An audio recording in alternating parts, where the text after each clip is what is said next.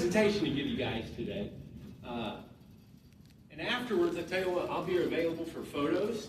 I'll do videos to your grandkids, your children, your husbands. We'll put them on the naughty list, right? And we'll do all of that. But I'm here today to tell you the story of how I got into this red suit. And it's not the typical story of how a guy becomes Santa Claus. Usually, it's somebody asking, would you come be Santa Claus for our family? And that's how it usually starts, but mine didn't really start that way. Mine started out of tragedy. And I don't want to be too down of a bummer today, but we're going to talk about some serious stuff. And one of them is depression, anxiety. And that's what brought me out of that into the red suit. So, I'd like to share with you a couple things. There's 4 things I think every human needs. I asked my wife this question last night, and she said, water, food, shelter. She's right, all of those things. But I'm talking on a deeper level. Something to love. We have to have something to love. Something to look forward to. Something to work on. We have to have things in our life to have a project on. Something to improve ourselves. And then the last thing, I think the most important thing, something to believe in. Whatever it would be. And I found those things from 4 words. 4 words changed my life. I love you, Santa. So, I told you, it came out of depression. It came out of anxiety and sadness. Hey, good morning. Come on in. What does depression look like to you? I was asked this, and they said, would you draw some photos of what depression feels and looks like to you? This was one of my drawings. This one, like you're being kind of ripped apart. Like you're boxed in. Like the world is kind of crushing around you. And then at times, it feels like you're being drained. So, I want to tell you our story. I call it when it rains, it pours. You ever been in that situation? Where things just keep happening and happening and happening, and you're going to go, oh my gosh, when's it going to stop? So, this thing started way back. So I'm going to take us back a little bit. I had 2 great decisions in my life. The first was accepting Jesus as my Savior. And the second was, in 1995, I married my best friend. Those are great things to start on.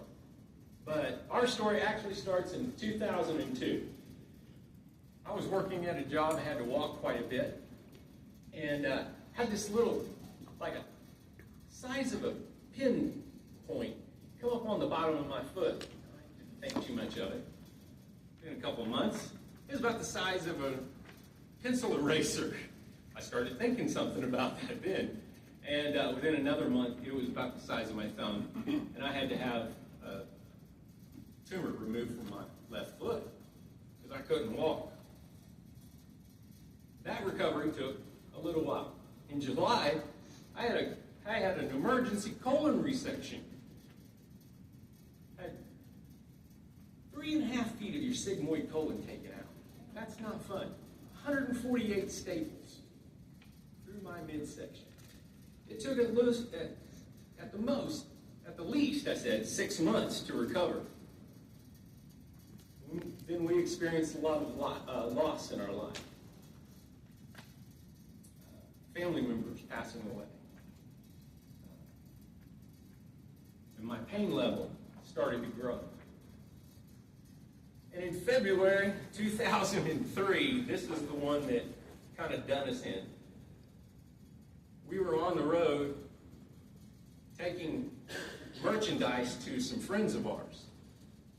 Maybe you know them. Maybe you've heard of them. How many of you heard of Mercy Me? Yeah, I can only imagine. If you haven't heard it or seen the movie, find it. I was working for these guys. I made all of their t-shirts, all their promotional products, their backdrops, and we were headed to their beginning of their concert. And it was a late February evening, kind of misty and rainy, and we were in our delivery little minivan, and a young boy lost control of his pickup truck, 16 years old, came across 2 lanes of traffic doing about 60 miles an hour and hit us head on. I was all trying to get away from him. We were almost into the ditch, but he hit us head on. The engine came back into my lap, and it crushed my femur, my left femur. It broke my right ankle. I had contusions in glass up here. Now, part of the steering column went through my right knee. My wife, the seatbelt hit her so hard that she couldn't breathe. She had internal bruising. They flew her immediately from the site while they cut me out of the van.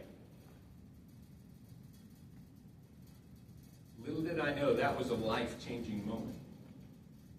We've never been the same since. And my pain level, oh yeah, there they are. Have you heard it? Yeah, that's those guys. So in 2004, as I was starting to recover, I couldn't work. I was learning to walk again. And then life came at us again. 2005, I had an emergency gallbladder surgery. It was gangrene when they got in there. 2006, I was in and out of work. I couldn't hold a job. I was getting more pain and more depressed. In 2007 to 2009, I started eating my feelings. And I started gaining weight. And in 2009, I reached my highest weight of 489 pounds. And I was miserable. I couldn't work. I wanted to just stay in the house and hide myself. In 2010, we lost a car and we lost our house. We had to move into my wife's parents' house. And at that point, I was kind of feeling like that douche. You know?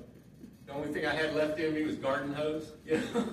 That was about it. That's what it felt like. But I put on what I call my mask.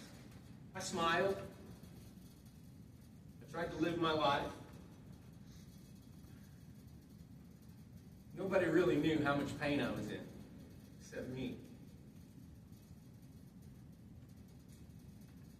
2012, I was trying to restart. I said, okay, I got to pull myself out of this.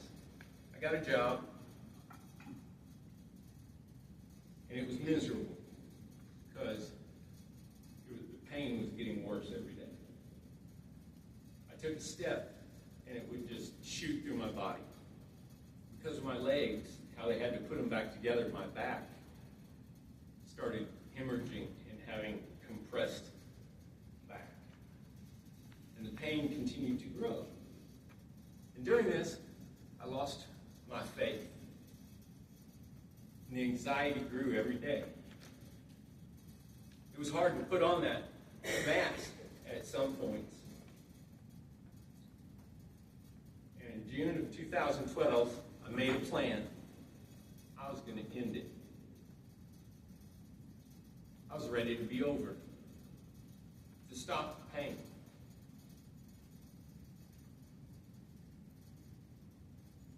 How much pain can you take? It's hard to question to answer, isn't it?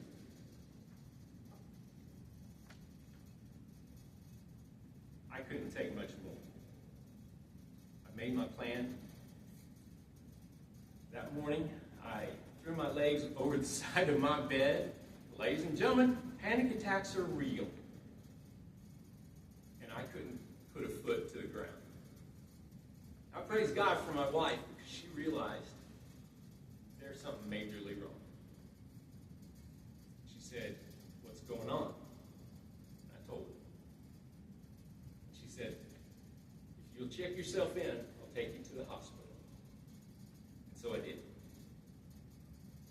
And I started to get help. I got to the hospital.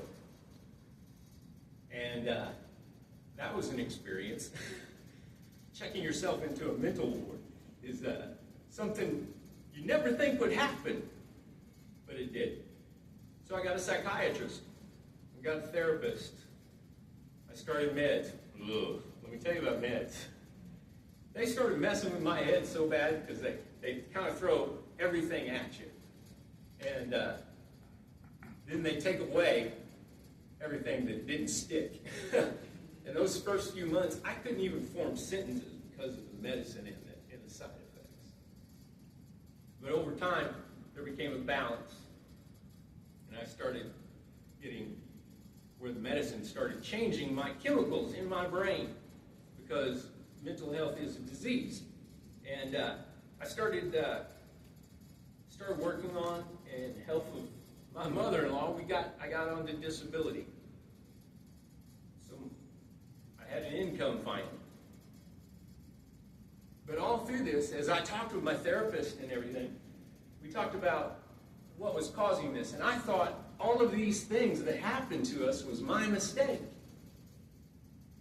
And my therapist kept telling me, Byron, you're more than your mistakes. You're more than your fear. You're more than what's happening to you. I didn't quite get it then. And it hit me here recently. You know what fear is? It's a liar. Fear lies to us. Fear tells us all of those things, that you're a mistake, that you're no good, that what you are going through you'll never get out of, that your mental health, well, that's just crazy. So what is mental health and what isn't mental health? I have to tell you this story. There are so many misconceptions about mental health that I lost family members that haven't talked to me till this day, because they think it's just all in my head. Well, it was chemically. But mental health is important. That's the key thing. And it's real. So as I was working through this process of healing myself, my therapist one day came to me and he asked a question. Who's the happiest person you can think of? I'm gonna ask you guys this. Who's the happiest person you can think of? My kids. Your kids. They're happy. That's great. Who else? Who can you think of? My grandkids. Grandkids. Okay. Anybody else? Anybody got somebody good? My pastor. Your pastor. There you go. Yeah, they're happy, aren't they, most of the time? Or they at least should be, right? Yeah. So, my therapist asked me that day, and I was kind of being a jerk. So I said, Santa Claus. And my therapist tricked me. Yeah, he tricked me. He goes, okay, if Santa Claus is the happiest person you can think of, go home this week, come back next week, and tell me why. Homework. Yeah. So, I went home and thought. I watched Christmas movies.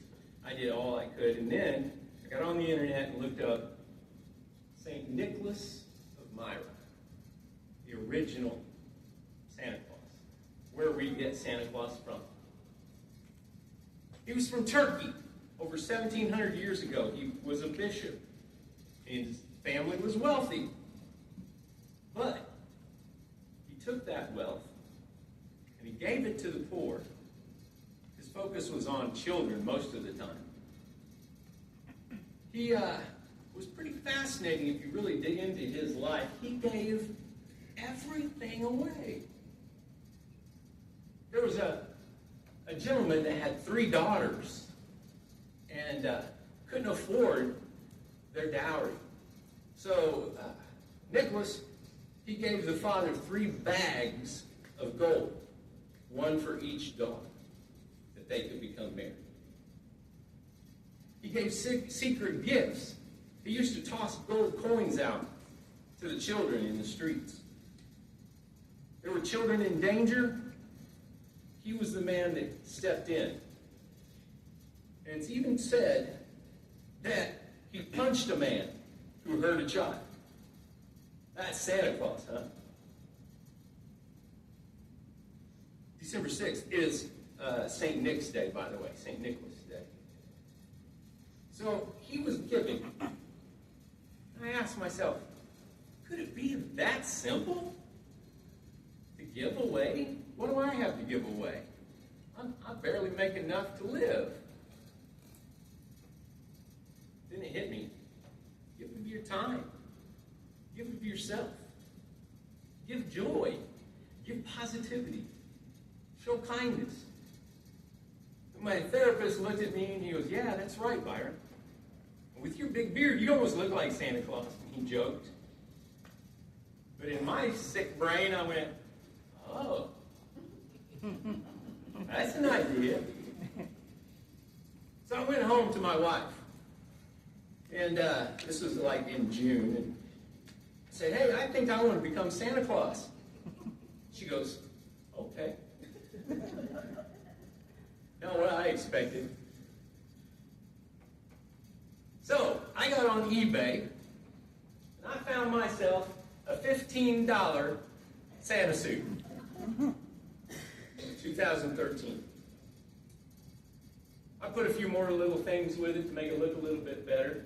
And I had a friend down in my old hometown of Eldon, Missouri, and he said, hey, I heard you want to do Santa Claus. Would you come down and be in our parade? And I thought, oh, yeah. All I have to do is wave. That's awesome. Because I was scared to death. But he didn't tell me something. He forgot to tell me there were over 500 children waiting at the community center to see Santa Claus. Yeah. I want to tell you about that first day in 2013. I go into the community center and I was scared to death. And they had me a chair, something like that, set up and a little Christmas tree. And I sat down. I looked at my wife with this fear in my eyes. She goes, you'll do okay. And I looked over and they had one of them, like they put up in the theater, one of those little rope things. And the line went down this side of the community center, out that side, out the door. And I went, oh boy, here we go. And this first little child, he grabbed that rope, and he was doing this. His tongue was moving. And when they dropped that rope, he ran at me. And he jumped. And he threw his arms around me and grabbed my neck.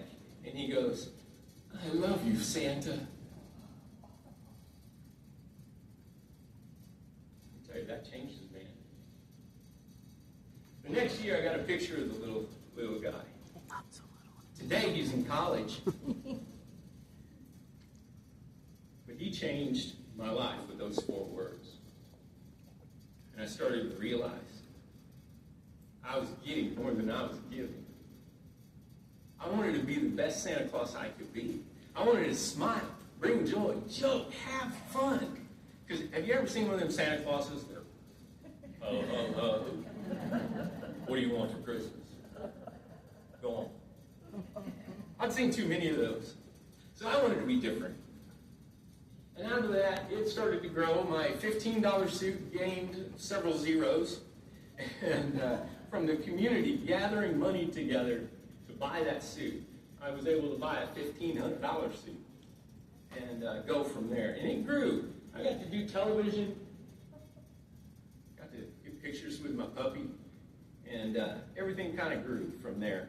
Oh, wait a minute. I got to tell you something else. I dove head first into this thing. Have you guys ever seen this or heard of this movie, Rise of the Guardians? She has. Anybody else? This is a cartoon you got to find. It's kind of a Easter everything kind of movie. It includes the main character, though, Santa Claus here. He looks a little different, doesn't he? You know what he is?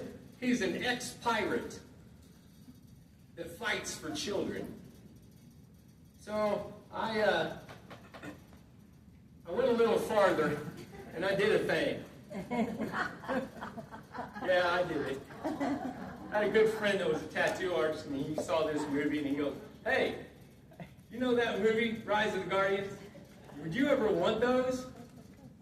And I thought, I didn't even ask my wife, and I go, "Yeah." He goes, "Come on down, they're free."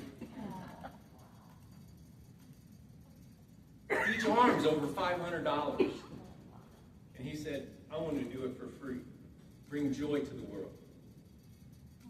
And from that, we started doing, this is kind of funny, tats for toys. You come in, get a tattoo if you bring a toy. And we gave toys away. So, check out that movie. That was the day I got them. And they have become bigger than me. Because big kids find out about them. And kids that have grown out of Santa Claus start coming back to see Santa Claus. Because they want to get a picture with the tattooed Santa Claus. Have you ever, you know what goth is? Those kids that dress up in the black with black lipstick and black fingernails. You ever see one of those smile? I have. You whip out these tattoos and they go, you know, and they get a picture with me. And that's so much fun to see that kind of joy. And especially on the faces of the family that thought our Christmases are over. And I love doing that. So, but I want to talk about a little farther about what came out of this mental illness. And I call it dose. There are 4 chemicals in the brain. My psychiatrist taught me this. There's dopamine, oxytocin, serotonin, oxytocin, excuse me, that's not the drug you take. Serotonin and endorphins. And, yeah, I don't want that one, do you? No. They're happy chemicals. That's what me and my therapist kind of nicknamed them, the happy. And serotonin is a mood stabilizer. It picks you up and keeps you at a level. Dopamine, it's that quick release. Real quick happiness. Real quick. And of course, the other two.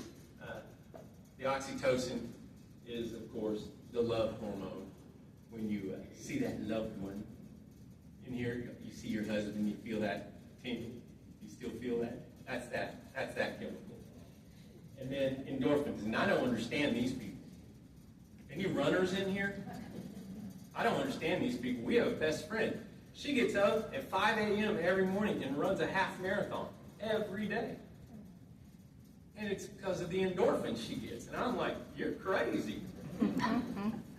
I can do without that one. I'll try some of that other stuff, you know. But that's what controls the chemicals in our brain. What about anxiety? We live in a world that's on fire, folks. And anxiety is running rampant. I guarantee you, within this room, 1 out of 4 people are experiencing some form of anxiety.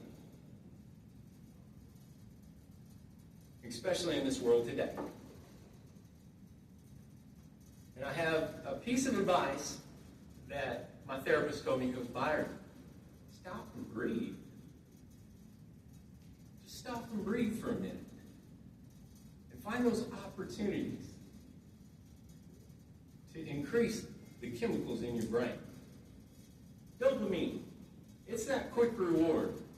You know, you complete a task and you go, "Yes, I've done it." Doing self-care activities. Eating food. I like that one. Celebrating little wins. There are some sad things, too, that cause dopamine. And drugs, alcohol. And they keep searching for that quick fix. That quick high of dopamine. So that's why I say always, go for the serotonin. Go for the thing that's going to sustain you and hold you. I started to realize this because I kind of became agoraphobic and stayed in my house all the time. You got to get out in the sun. You got to get a little sun exposure every now and then. get yourself grounded into the ground, Feel that grass under your feet. There's meditating. I still don't understand the people that like running and being in nature. But I also found out that bringing joy, bringing happiness, those are the things that really start overcoming all of those things in your life, the pain. So I started to learn something. If you don't transform your pain, you transfer it to someone. And I didn't realize I was doing that. I was transferring it to my wife, to my friends, to my family. And I started to change my attitude. And I wanted to transform that pain and use it for good. So, being Santa Claus, you have a lot of opportunities to do that. The little lady here on the left has a great smile. And as I started to bring joy and try to joke with these children, they started to bring me their smiles, their joy, their positivity. A child is amazing how positive they are and how happy they are. That's why I was so glad to hear about your children, your grandchildren. And then the little guy on the right, golly, he is like 7 foot tall, I think, now. He would reward me with hugs every time I saw him. And he would see me 3 and 4 and 5 times a season to give me a hug. And I just can't get over that because, man, it feeds you. A hug will feed you. So I started to get my heart pretty full. I'm going to tell you about these guys. The guy on the left here, his name is Brady. Brady started seeing me in 2013. And he has seen me every year since. He's now 30 years old. And he still comes and sees me. He brings me gifts every Christmas. He brings Santa a gift. I have this little painted square hanging on my wall next to my bed where I wake up every morning, and it's a bee.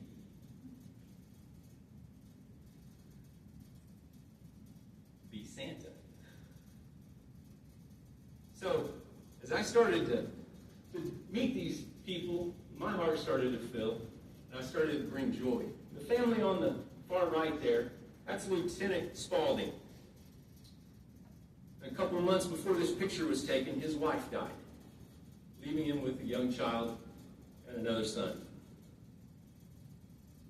And we were able to go and try to bring a little joy to that family on the first Christmas after their wife passed away. And the little boy's face tells it all. Lieutenant Spaulding pulled me aside after that, and he goes, "That's the first time you smiled in months, Byron. That's the first time I've seen him happy since his mom passed away." That'll fill you up. Well, it's not all children either. We get to have a little fun too with the pets, and man, they bring you joy. I'm a dog person. We have 3 dogs at our house and a cat, and we just love our animals.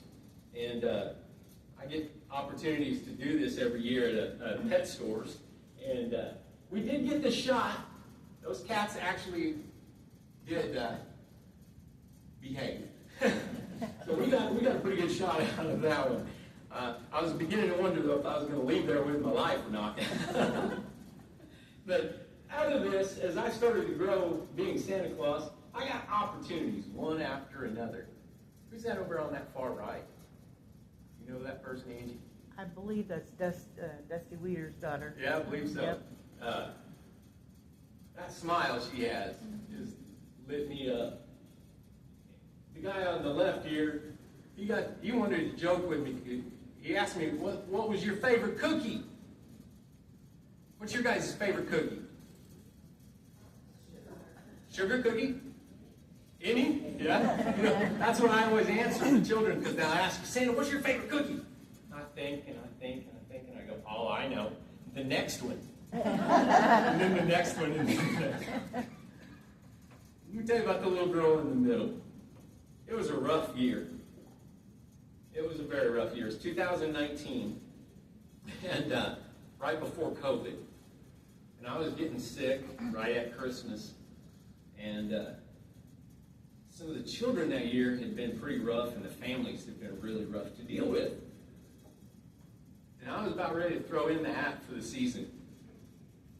And this little girl walks in. And she grabbed me and said 4 words. She smiled, kept coming back to me. Brought me ice cream. It changed that season around again. It changed my heart. They give so much more than I can give them. And as I learned through being Santa Claus, it's great to be alive.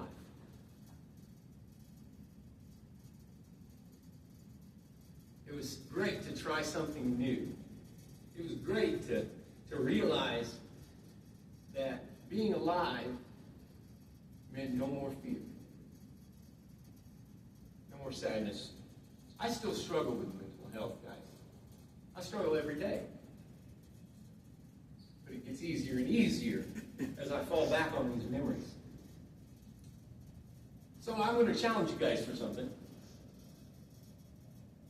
Be brave enough to suck at something new. Try something new. You never know what joy you're going to find in something different. I have to tell you, I have a license plate on my Jeep at home that says Be Santa.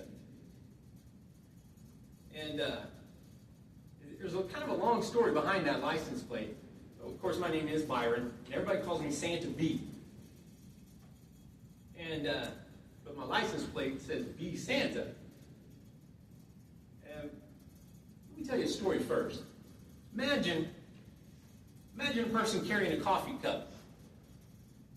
And they're in a kind of a crowded area, and somebody bumps them, and they spill that coffee everywhere. Why'd they spill the coffee? Anybody? Why'd they spill the coffee? Didn't have a lid on. They didn't have a lid on? Somebody bumped them? Let me ask you this. Was it because they were carrying coffee? They had orange juice, they would have spilled orange juice. They had milk, they would have spilled milk. So my license plate reminds me, what are you putting in your cup? What are you filling up every day inside of you? Is it anxiety? Is it depression? Is it sadness? Is it post-traumatic stress? Is it trauma? What are you filling your cup with? Because once you start spilling it out, that's what you're going to give. So you start filling your cup with positive things, with smiles, with doing good deeds. And every year I end my season, and I'm on social media. If you guys want to find me, it's Santa B on social media. Santa B Pittman, usually. And I end every year posting this. It says, may light always surround you, hope kindle and rebound you. May your hurts turn to healing, your heart embrace feeling. May wounds become wisdom, every kindness a prism, and may laughter infect you. Your passion resurrect you. May goodness inspire your deepest desires. Through all that you reach for, may your arms never tire. My fellow guardians, and now I'm talking to you. Children need hope and dreams. It's our job to watch over the children of the world and keep them safe. To bring wonder, hope, and dreams to all children.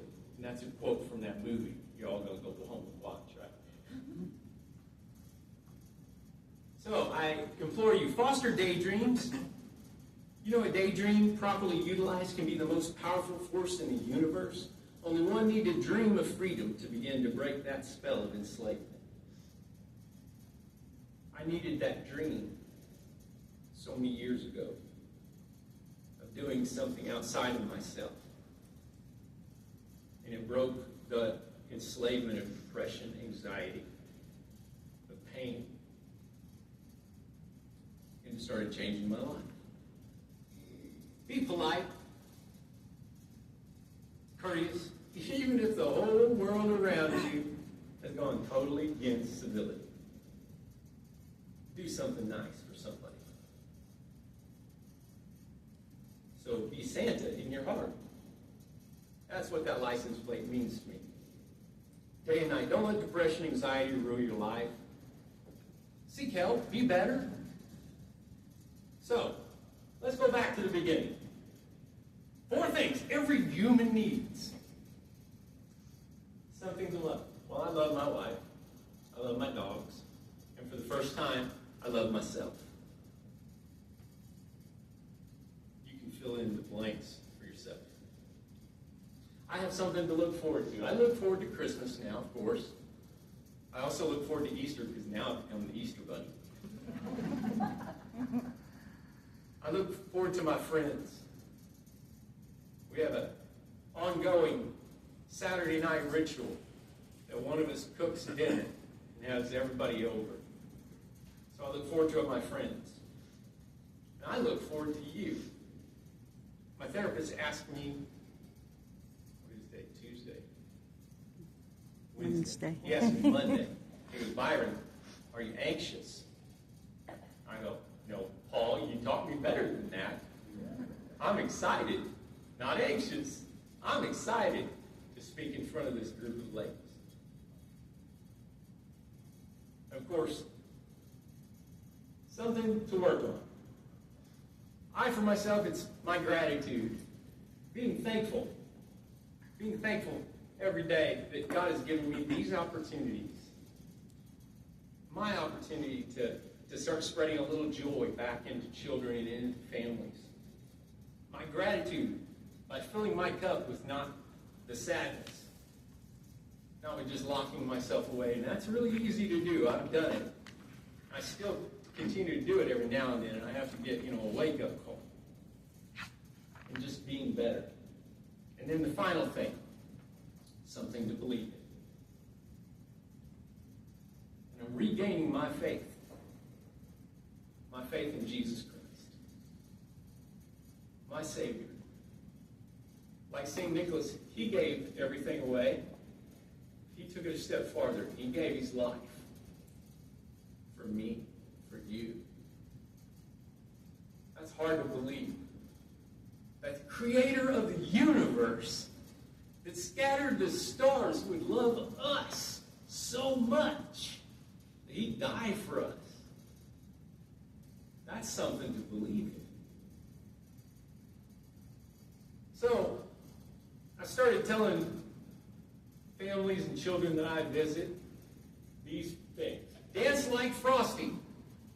Remember Frosty the Snowman, how he danced through the streets. Shine like Rudolph, he's got the beautiful nose. Give like Santa, hang on. Give like Santa, and love like Jesus. So that's my Christmas greeting now every year. And I want to thank you with that greeting. Love like Jesus. Give like Santa. Shine like Rudolph. Dance like Frosty. I want to thank you guys so much for allowing me to be here today. If you know anyone that needs help, here's some reference material. If you need help yourself, here's some references. I want to stick around for quite a while. And one of my favorite things to do is you bring your phone to me and we'll make a message to your grandkids, your children, your husband. Tell them we're going to put them on the naughty list, and do those things. But I want to thank you guys so much for allowing me to come and give my little story about becoming Santa Claus. And I pray for you guys. I'll be praying for everyone in this room today. Thank you guys very much.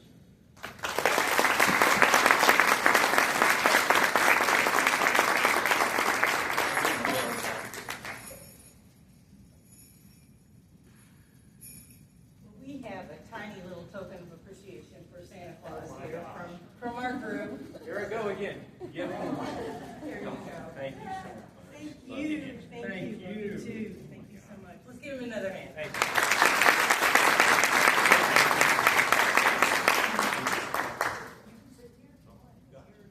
We can do pictures. We've got a little bit of time to do pictures and videos right now before our next speaker comes. So